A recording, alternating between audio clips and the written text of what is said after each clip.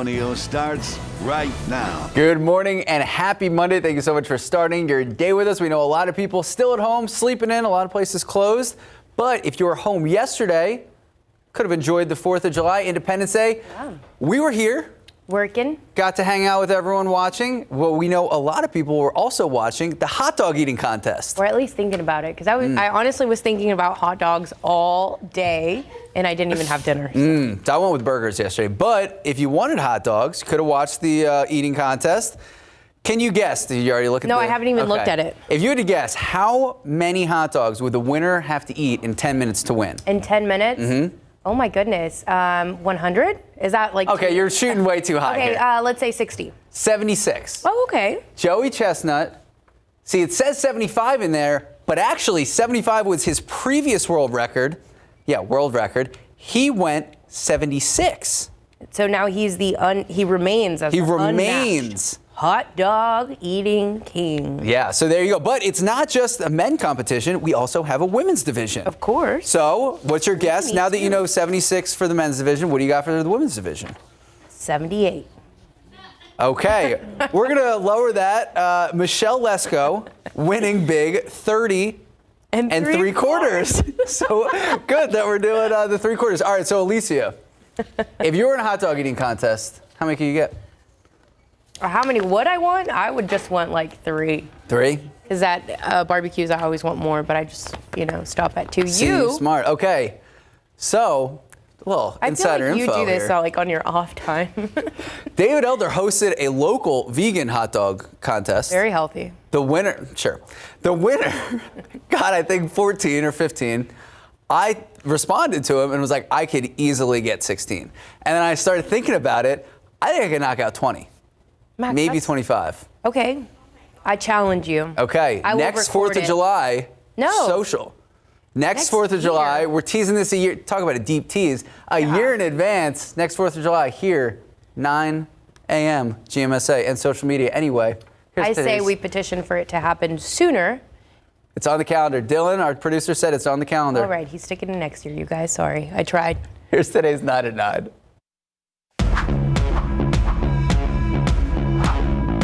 Cleanup continues this morning after a car crashing into SINGHS Vietnamese restaurant on North St. Mary's. Police say the driver was evaluated for DWI. Multiple other charges are pending. The driver taken to the hospital. No one else was injured. And Governor Greg Abbott has a second Republican opponent in the race for Texas governor. Former Congressman and GOP Chairman Allen West announced he will run against Abbott. Former GOP State Senator Don Hoffines is also running. The search for victims continues at the Florida condo collapse. Officials demolished the second half of the building overnight, eliminating the threat of the structure collapsing on its own. The death toll still at 24. A Philippine Army plane crashed while trying to land this weekend, killing as many as 50 military personnel. Officials say most of the troops on board had just finished basic training. The cause of the crash is still under investigation. Tropical storm Elsa slowly making its way to the United States as Cuba evacuates nearly 200,000 people in preparation for heavy rain and winds. The storm is blamed for at least 3 deaths in the Caribbean. Experts expect Elsa to weaken before making landfall in Florida. And Tyson is recalling over 8 million pounds of frozen chicken after a listeria outbreak. The CDC says 2 people in Texas have contracted listeria. Multiple versions of frozen, fully cooked chicken products are included. Find a full list on KSAT.com. Jeff Bezos, the founder and CEO of Amazon, officially stepping down as the head of the company. The internet giant started on this day 26 years ago. Bezos will take a new role as executive chair where he will focus on creating new Amazon products. And the summer could be a tough one for air travelers. Multiple airlines are struggling with staffing shortages, computer issues, and bad weather, not to mention a massive surge in travelers. Airlines say domestic travel is nearly back to pre-pandemic levels. And a number of businesses closed today as they observe the federal holiday in recognition of Independence Day. Mail companies and banks on the top of the list for closures. Local businesses and restaurants may also have adjusted hours. Make sure to call before making the trip. That's today's 9 at 9. And of course, city offices and municipal buildings also closed. So if you are out and about, avoid those. Yeah. There you go. All right, let's take a live look with live cam right now. What are things looking like out there? That looks darker than I would expect.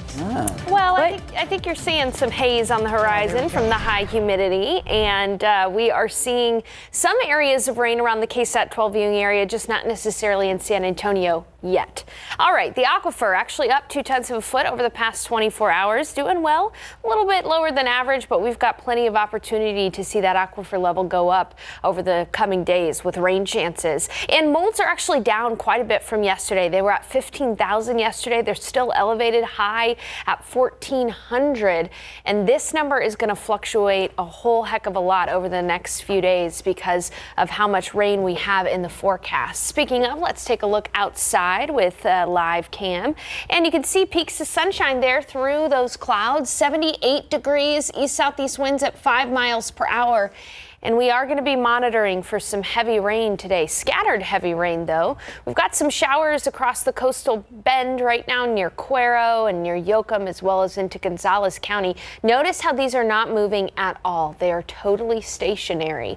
And that's going to be one of the hazards with any heavy rain that sets up today. It's just going to set itself over a location and not move a ton, like what's occurring across parts of Kerr, Edwards, and Real County. Flashes of lightning there from some thunderstorms and some heavy rain, and these places already up to 1 inch to 2 inches of rain has fallen, and so aerial flood advisories are in effect for some minor street flooding. Looking at San Antonio, it's quiet right now, but coming up in the forecast, we'll talk about our rain chances, which will happen every day this week. All right, Sarah Spivey, thank you so much. Taking a live look out at the roadways. We're going to be checking in with Stephen Cavazos later in the show as many head back home from holiday weekend. He's going to have everything you need to know before you hit the road. All right, top stories this morning. Still waiting to hear more about that fiery crash that happened on I-10 this morning. It happened on the city's northwest side. The crash has since been cleared, but officials tell us a person was found dead inside the vehicle. Stephen Cavazos had eyes on it all morning long. This is footage after crews towed the charred car away. It caused backups near the Loop 410 interchange, and at this point, it's still unclear what caused the crash and how exactly that person died. If we learn more about this, we will post those details on KSAT.com and, of course, update you on the news at noon. And San Antonio police investigating a shooting on the north side of town.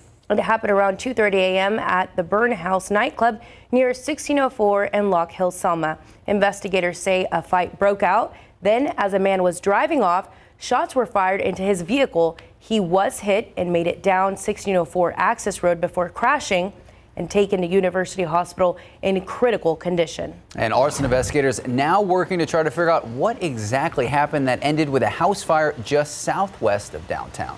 So this all happened around 1:30 this morning. This is the 200 block of Noria Street. Firefighters arriving to heavy smoke and flames in the front of the home and also smoke inside. Nobody was home at the time of the fire. Police say officers are also investigating this residence for a shots fired call. Investigators are looking at bullet holes all over the house and a truck.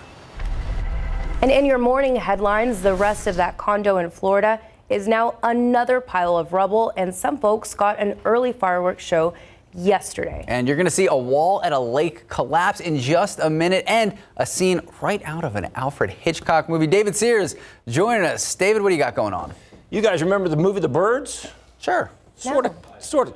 You don't? It's a scary movie. Right, well, it's like a horror film. Birds later. We'll get to that in a second. First, we are going to start in Florida with that implosion.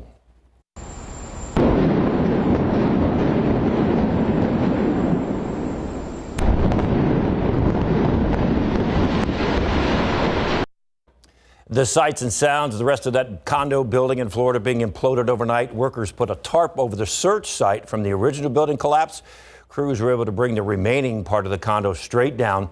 They were able to avoid adding any debris to the pile. This all happening about 10:30 last night, Florida time. Residents in the surrounding area were told to shelter in place and close their doors and windows because of all the dust. Officials decided it was time to bring the rest of the building down because of the instability of that part left standing and the approaching tropical storm Elsa. As soon as the all clear is given, crews will get back to work. At least at last count, 24 people have died in the collapse and 121 are still missing. All right, let's take it to Ocean City, Maryland. You're looking at what is supposed to be a setup of a 4th of July fireworks show. Fire EMS all on the scene instead of what's left of the rental truck right there. That was carrying all those fireworks. They were ready to set up the show. Crews getting all the fireworks out of that truck and yesterday morning so they could set them up. But according to the local fire department, one of the fireworks actually unintentionally discharged, and then this happened.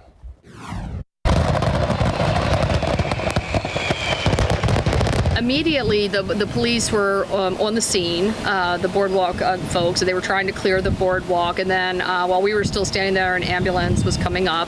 And then, of course, the fire engines were right behind them. We could hear the fire engines coming in the distance. So, all first responders were there and acted quickly to secure the boardwalk and get everyone to safety while they worked the issue on the beach. The good news, none of the workers who were handling the fireworks were hurt. Nobody on the beach or boardwalk was hurt. Didn't even lose all the fireworks, though. However, out of an abundance of caution, the city canceled the nighttime fireworks show. Hey, after all, some already got the show, sort of. All right, at first glance, you might think this is Canyon Lake, and that's a rock slide into the water at the lake. Pretty spectacular when you see that. Look out. All right, actually, it happened at Lake Superior in Michigan. It's about 200 feet of rock sliding into the water. There were 4 people on board this boat. One person got it all on their cell phone. The rock slide and the wave it created coming right at them, and there was a little panic. So the reason I couldn't back up is when we saw the rocks and stuff cracking, everybody says, get closer, get closer. So they said, turn the motor off. And when I turned the motor off, I had it in gear. When you have it in gear, it won't start again until you put it in neutral. So that... So there's your lesson. Always put your motor back in neutral to get it started. The good news is the boat was about 100 yards away from the cliff and nobody was hurt, but it was a spectacular scene. And finally, you're on board a flight from Hawaii to New Jersey. Apparently a couple of birds just trying to catch a flight home from vacation, or maybe they're just escaping Hawaii. At first, a maintenance crew tried to catch them and swoosh them out the door. Then they tried to open up some ceiling panels. All that was a no-go. So then the pilot turned off all the lights, got the passengers to lower their window shades, get it all dark. They did leave a light on near the cabin to attract the birds. Apparently that worked. They got the birds off the plane. The plane was delayed 25 minutes, and then they were on their way. So I gotta give it to the flight crew. That was very creative. I don't know if I would have caught up with that. I like how they did that. And, just a couple of birds looking for a trip. Yeah, there's a laser going on, too. There's a green laser following them. I like the, yeah, look at that. Oh, no. Credit to Dylan, who put the, you guys see the graphic at the bottom? Yeah. Birds trying to use a different set of wings. Hey, nicely done. Why fly when you can ride? There you go. Thank you, David. Time now, 9:10, 79 degrees out. Still ahead on GMSA at 9, a live look at Loop 410 at San Pedro. Some backups there. Stephen Cavazos is next with a look at this. Plus, it once was a thriving Army base, now a ghost town. All U.S. troops leaving the base, leaving Afghanistan to fend for themselves. We'll take you there coming up. Plus, the NBA finalists are set, and there's a local connection. RJ and David have a recap of the weekend sports later in the show.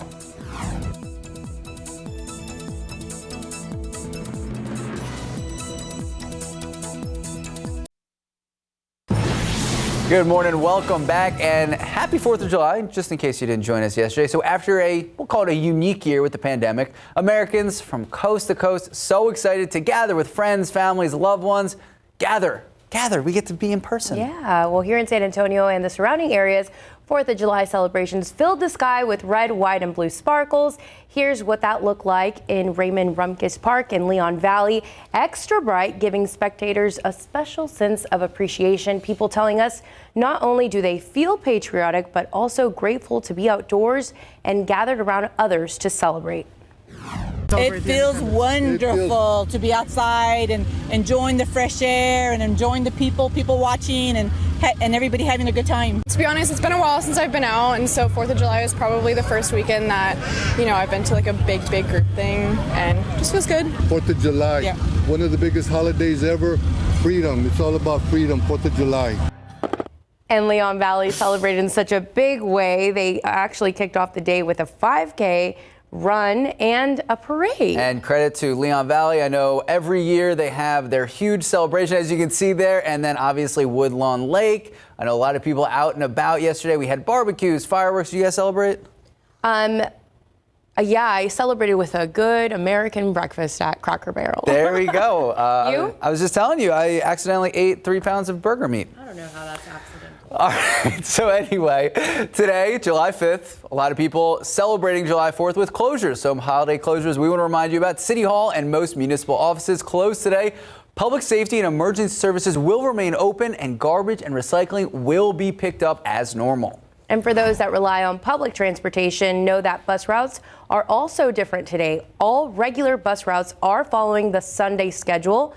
The Go Line customer information line will be operating until 5 p.m., but know that all information centers are closed, as well as those ticket windows. So if you need to buy tickets today, you can do so online at viainfo.net. And we know a lot of people actually celebrated Independence Day, going out, going to vacation. We know a lot of those people are now driving back. Yeah, so they probably want to give themselves a little extra time. Stephen, what's going on in traffic? Yeah, you know, Max, Alicia, the holidays are typically a pretty busy time out in our roadways. We have a situation happening here at Loop 410 at San Pedro, but we're going to get to that in just a moment. But before we do, we want to talk about a crash that happened a little bit earlier this morning. Now, this was off Loop 1604 near Vance Jackson, actually near Valero Way, pardon me. That vehicle fire turned out to be deadly. And what we're learning now was a single vehicle crash that did end with somebody dying. And right now, we are still working to get more information, but the San Antonio Fire Department, San Antonio Police did confirm that that was a single vehicle crash.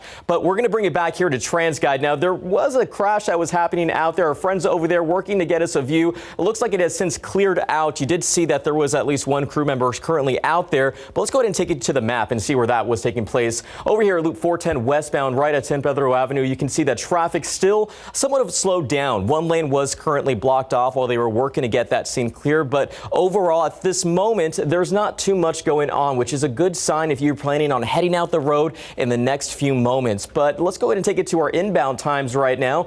Looking pretty green for the most part. 281 coming in from Bulverde. We're looking at 27 minutes right now. 25 minutes coming in from 35 and 28 minutes coming in from Seguin. Looking pretty green so far. But as we were talking about throughout the morning, we know a lot of people are going to be traveling. So just some friendly reminders if you're going to be hitting the road. Pay attention. Some pretty good rules of the road. Common sense, it goes a long way, guys. Buckle up those seatbelts and remember that everyone in the car does need to be buckled up. Drive to the conditions. We've been talking about how weather could be a factor in the next few days. We're going to be monitoring that, of course, here at KSAT and on GMSA at 9. And never drink and drive. That's a big one. We don't want to see any big crashes out on the road, and make sure you obey all those traffic laws. But bringing it back here to Loop 410 at San Pedro, we do still have some crews out there working to clear that crash, but just make sure you check your vehicle, guys, and be courteous to your fellow drivers out on the roads this day, today, July 5th. Thank you, Stephen. And then, Sarah, we know the other thing that we're keeping our eyes on is going to be the weather. Yeah. Rain is still expected. More or less what areas? Is it all of San Antonio? Well, there's the chance for scattered rain pretty much for the majority of the week, and scattered being the key word there, right? So in some places around San Antonio and around the KSAT 12 viewing area, we'll have a lot of rain. And in other places, one day or another should be fairly quiet. So some things to think about this week. I've went ahead and included this graphic here. For most people, the daily rainfall amounts will maybe be 1/10 of an inch to an inch, and that won't lead to any problems for most people. Temperatures, however, will be in the 80s for most because of rain-cooled air and the extra cloud cover. For some folks, you'll get heavy rain and lightning, and that could lead to some minor street flooding. And then for a few, it could be very, very heavy rain, of 3 to 5 inches of rain possible a day, with flash flooding possible because of that as well. And so we've got a mixed bag of rain chances for folks out there this week. And just know that you're going to want to keep up to date with the weather throughout the week, because there is a chance for scattered showers and storms all week long. Right now with the satellite, mostly cloudy skies, but there are a few peaks of sunshine here and there. A wider view, notice the cauliflowering that's going on across parts of Edwards and Real County. That's because of a storm that we'll talk about in a bit. Temperatures in the 70s right now around San Antonio, 78 degrees, 80 in Hondo, already 82 in Del Rio, and 81 in Cotulla.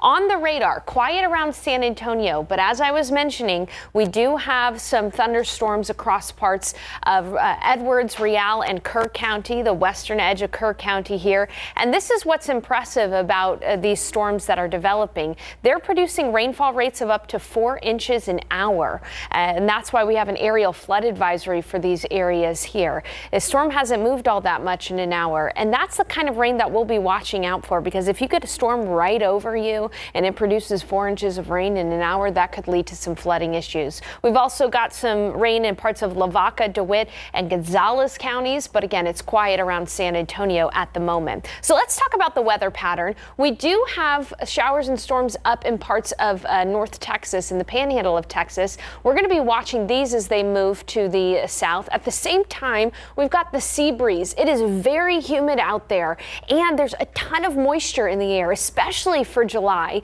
And so that's why we're concerned about heavy downpours. Here's a look at the high-res futurecast. This is a potential look around noon hour, and then into the afternoon, you can see it'll become a little bit more numerous, about a 60% chance for scattered showers and storms this afternoon. But with the loss of daytime heating, we'll see those rain chances go down again. So high temperatures today should be limited in the 80s because of that rain-cooled air from outflow boundaries that'll be around, but toasty off to the west, 98 degrees in Del Rio. So today, 30% at noon and then 60% in the afternoon.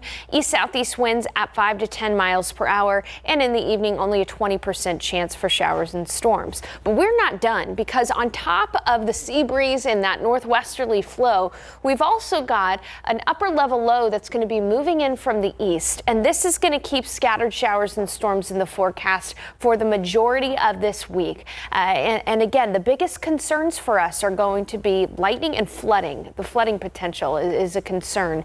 And it'll be scattered in nature. So again, not everybody will see rain every day, but those that do will see heavy rain at times with frequent lightning. Look at these temperatures for July.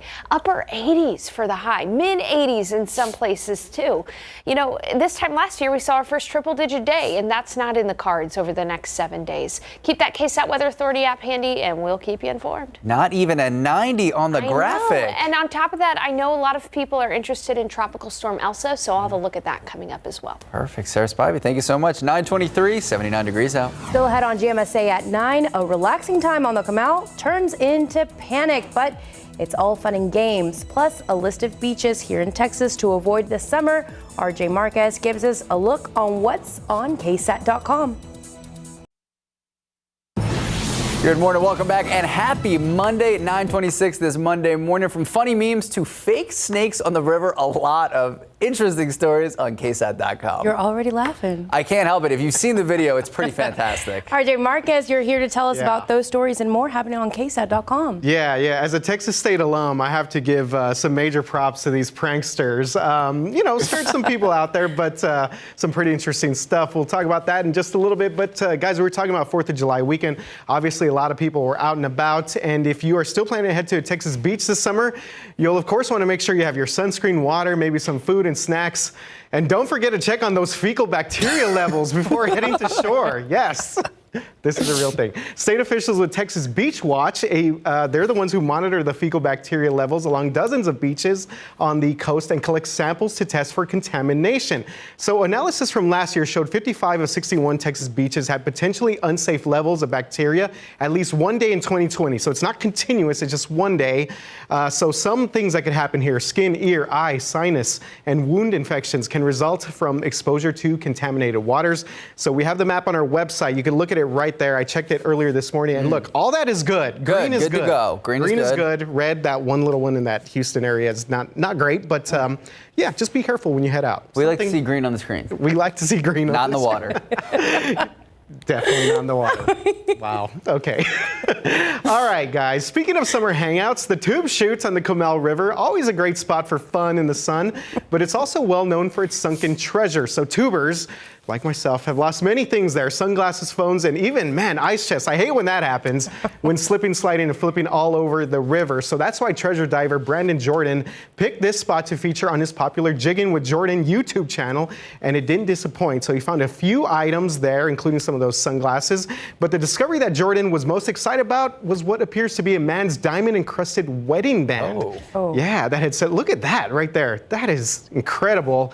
Hopefully he gets in contact with that guy. So the New Braunfels Tube Shoot was one of several stops during Jordan's Texas trip. He was also given special permission by the San Antonio city officials to dive into the San Antonio River last month. So now we have both of these stories on our website, guys. Some pretty cool things that he's been able to find in the waters there in both locations. San Antonio River. We ran his story the last couple of weeks. Yeah. You know, I'm good. I don't need to go in that way. You've never lost anything?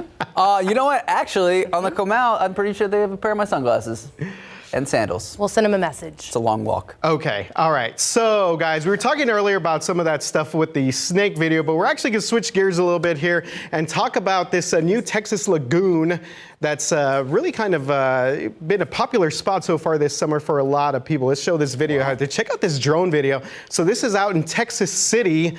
Pretty good stuff here. So this is pretty clear crystal water out this lagoon out in Texas City. It's about a 3.5 hour drive.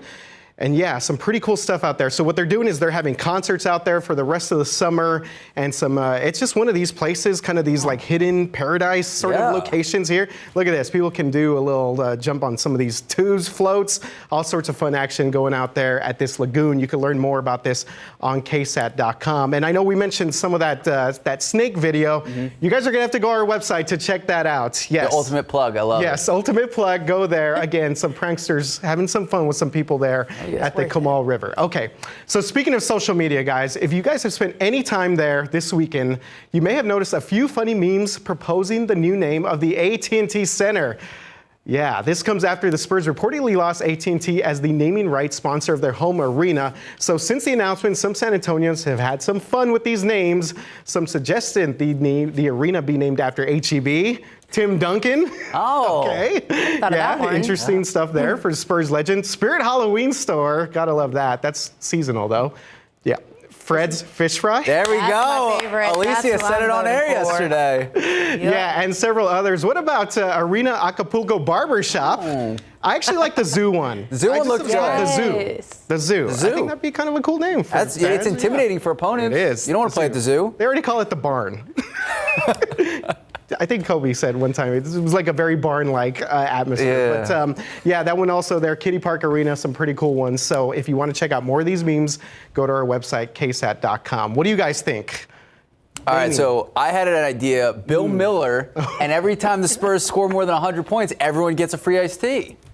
Yeah, like what's... The KSAT 12 Mini Dome. Yeah, Producer Dylan getting in my ear on that one. Yeah. Sure, Phil will be happy about that one. Fred's Fish Fry, I'm sticking to it. Stick it to it. Yeah. Free tacos, Fred's Fish Fry. Good stuff. Love it. RJ, thank you so much. Still so much ahead right here on GMSA at 9 a.m. Who made it into the NBA Finals and how is local sports icon connected? Those questions and much more answered in just a bit. Plus, one threat is gone, but another looms in the ocean. Coming up, we are taking you to Florida, where crews are rushing to get through as much debris as possible before tropical weather could halt the search. We'll be back. Welcome back. Search crews are back at work at the site of the Surfside building collapse just hours after the remaining structure of that partially collapsed condo was demolished. That's right. This is a look of the blast zone. Everyone in that yellow box told to shelter in place during the explosion. Officials hoping the removal will make it safer for those rescue teams to expand the search in the debris. All this as Elsa takes aim at Florida, where tropical storm warnings and watches are in place. Paul Verkaman is in Surfside, Florida with the latest. In just seconds, a major hurdle in the search and rescue in Surfside gone. It's eliminated a looming threat, a dangerous threat for our rescue workers.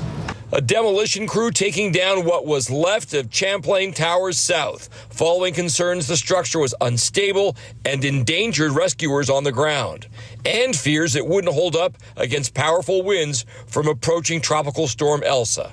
It will potentially open up probably a third of the pile, so we can all, so the teams can focus not just on 2/3 of the pile, but on the whole thing, which is important. For much of the weekend, the search through the pile of debris was paused as engineers secured the site and prepared for the demolition. At least 24 people are confirmed dead in the collapse, and 121 are unaccounted for. I truly believe, I know, that the family members recognize and appreciate that we are proceeding in the best possible fashion to allow us to do the search that we need to do.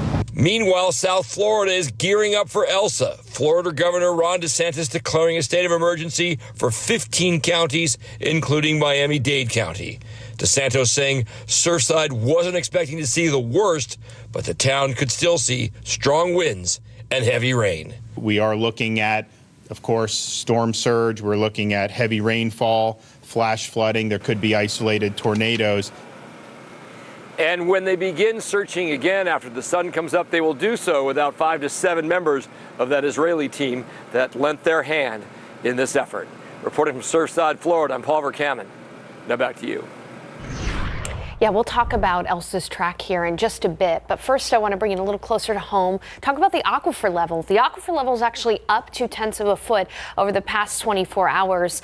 We have had some rain in the area over the weekend, and that's helped that aquifer level a bit, as well as the lack of pumping over the weekend. Molds are high. They are 1,400, but this is actually down quite a bit from yesterday. We'll see that number fluctuate as we're expecting a chance for rain every day this week. Let's take a look at where Tropical Storm Elsa is right now near Cuba with sustained winds of 65 miles per hour. It's expected to move on across parts of the west coast of Florida as early as tomorrow afternoon before moving across north central Florida Wednesday afternoon and eventually across the Carolinas through Thursday and into the weekend, moving back out into the Atlantic. We're going to have some tropical moisture around here, not from Elsa, but from a low pressure system that'll be arriving, and that's going to allow for a chance for significant rain in the forecast all week long. I'll have a look ahead coming up in a bit. Thank you, Sarah. And the NBA Finals are set, and the latest from a big college sports ruling that's affecting thousands of student athletes. That's right. David and RJ are back talking hoops and some of the fallout from this NCAA ruling, guys. Yeah, two things for Spurs fans right off the top with the NBA Finals. First off, no LeBron, no Kawhi. Oh, so sad. Oh, boy. Oh, so sad. No Steph Curry either. Oh, so sincere. I'm crushed. There's And a lot of stars that were not. So with the gonna be part of Suns and the these Bucks playoffs. in it, who do you root for? Well, take your pick of coach. Yeah, definitely. Two former Pop assistants that are going to be taking part, leading their teams in this year's NBA Finals. First of all, I'll start with the Bucks here. Mike Budenholzer was a longtime assistant for the Spurs, David. I think he was like an assistant from 96 to 2013. He won, he was on the team for 4 of the 5 championships. So, and then he went to Atlanta, and now he's in Milwaukee, and he's leading the Bucks. Actually, when he was with the Spurs, he started as a video guy. Right. So this is what you call moving up the ladder. Monty Williams actually played in San Antonio when Budenholzer was an assistant coach. Oh, look at that. So there's a connection. Yeah, a lot of connections there. In fact, in like some recent interviews, Tim Duncan has said that Monty Williams had one of the biggest impacts on him when he came in as a rookie. And of course, Monty Williams went through a lot of personal tragedy. He came back to the organization. Pop basically just kind of let him hang around, just be around the guys, be around the team. The Tim was still around. And so Monty now with the Phoenix Suns leading them to the Western Conference. Yeah, after he left San Antonio as a player, he came back in 2016 and was here for a while and learned a lot from Pop. These two guys they've got some coaching skills and they've got some coaching pedigree, being under Greg Popovich for as long as they were. So there you go. You were looking for a reason to watch the NBA Finals. You've got two guys who have serious connections to the San Antonio Spurs. So there you go. Hey, what about Bryn Forbes, David? He's on the Bucks roster. Remember him? Yeah. Bryn's about to maybe get a ring here.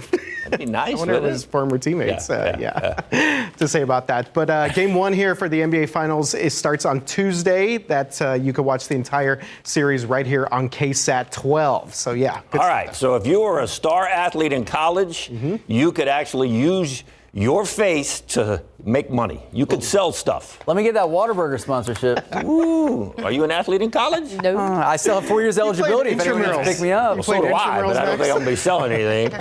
Intramurals don't count, Matt. All right, so here's what we're talking about. The NCAA has kind of opened up, I don't know if it's Pandora's box or if it's just it's an opportunity for some of the high-profile college athletes to start making money off of their high-profileness. Yes, so they could profit off their name, image, likeness, and basically endorse things off the court, off the field. One of the big endorsements over the weekend was Oklahoma quarterback Spencer Rattler. He apparently signed an endorsement deal with Raising Cane's. Posted that all over social media. Look at Spencer Rattler right here. But some UTSA kids are also now in this. They're with a kennel, Fritz Kennel.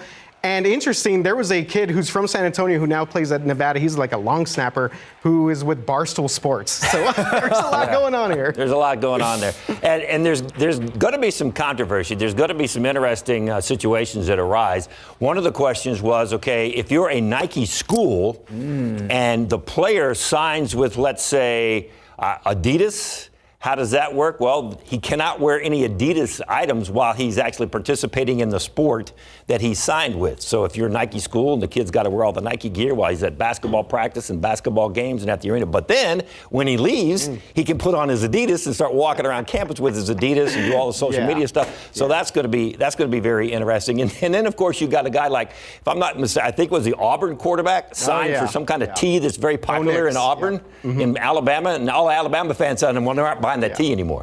Well, so but then that company did try and get an Alabama player to endorse their stuff. So a lot of weird stuff going on. People have been endorsing fireworks. There was an Iowa basketball player booming fireworks. Some crazy stuff. There is the word in the NCAA, in the 31-page promotion that they did for this thing. There's a word in there that they use several times. It's called guardrails.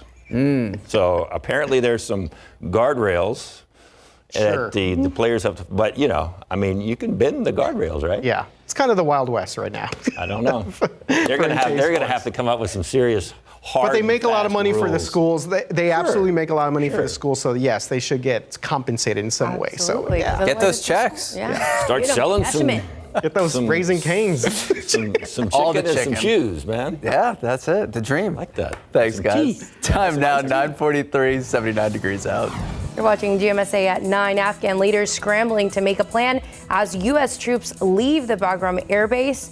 We'll take you there for a look at this now deserted Army base. That's next. As the United States military nears its final stages of withdrawal from Afghanistan, there are now fears about what the Taliban could do next. Anna Corin has more from Bagram Air Base in Afghanistan. We are here at Bagram Air Base. This is the first time we've been given access to this facility since US and NATO forces departed on Friday, essentially ending America's involvement in the war. It was the hive of activity at the height of this war. It has now been handed over to the Afghans, and currently there are some 3,000 troops on the base assessing what the Americans have left.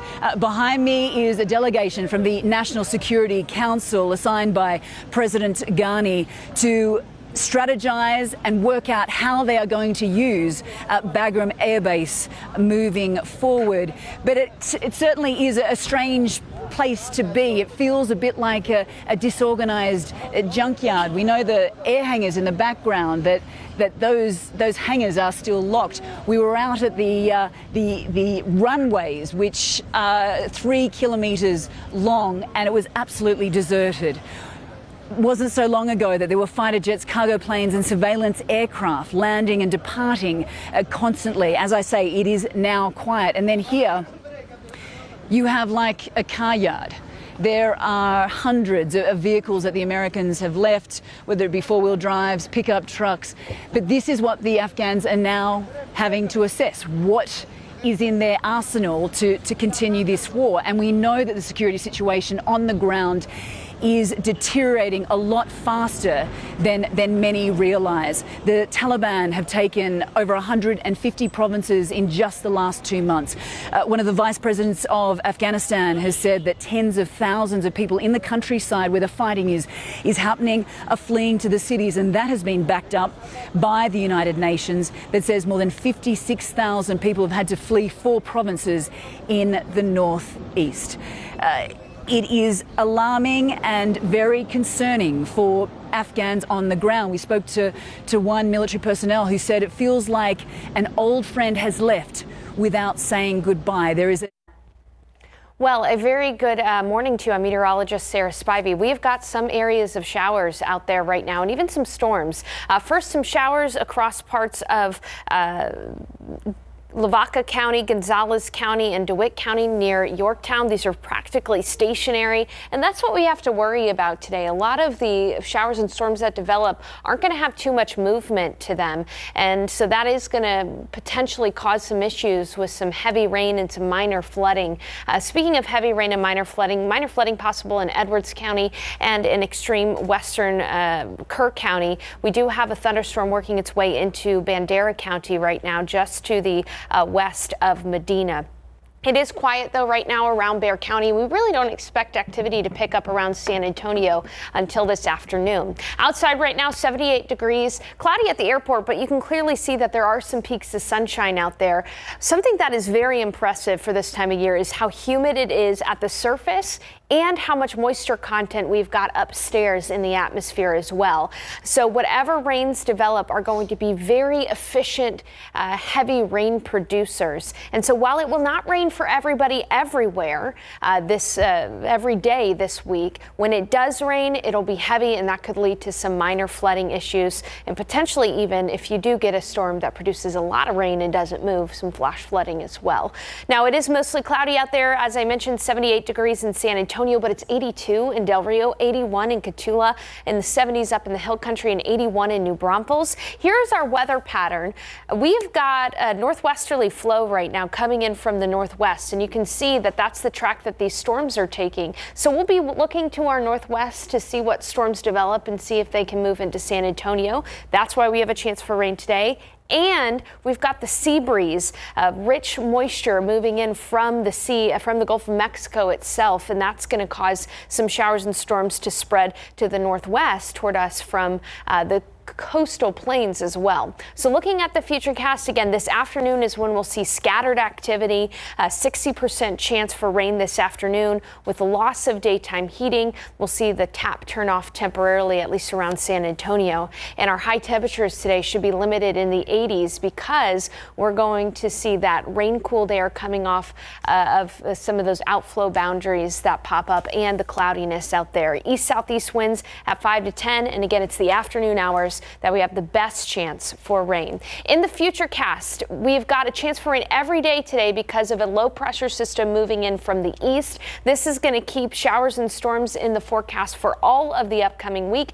And on top of that, again, heavy efficient rain producers. So things to know this week. For most people, daily rain should amount to 1/10 to an inch in many places, and temperatures will be in the 80s. So not everybody is going to see extremely heavy rain producers, but some will, with heavy rain and lightning that could lead to some minor street flooding. If you have outdoor plans today, if you hear thunder, go inside. And then for a few, we could end up having pockets of 3 to 5 inches of rain, which would lead to some flash flooding problems. Look at that. For the middle of July, we have got a chance for rain every single day. Highs only in the 80s in July, when July is usually pretty dry. We'll be back with more news after the break. Well, we are starting to run out of time, so thank you so much for joining us. Have a great rest of your day. We'll see you.